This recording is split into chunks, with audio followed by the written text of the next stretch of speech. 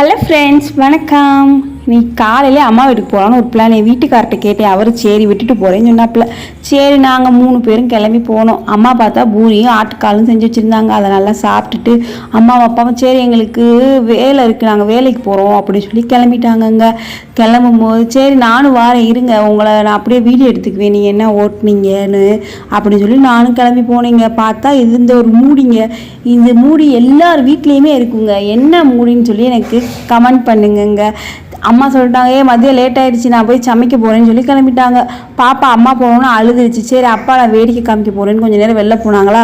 நானும் கொஞ்சம் நேரம் இந்த பீஸை ஓட்டி வெட்டிக்கிட்டு அடுக்கிக்கிட்டு இருந்தேங்க. சரி நம்ம வந்துட்டு அம்மா அப்பாவுக்கு உதவியை செய்வோம்னு சொல்லிட்டு கொஞ்சம் நேரம் தாங்க, அது ரொம்ப நேரம் தான் இல்லை, கொஞ்சம் நேரம் வேலை பார்த்துட்டு அப்படியே வந்து எங்கள் அம்மா மதியத்துக்கு இறால் பொரிச்சு வச்சுட்டு ரசம் வச்சுட்டாங்கங்க.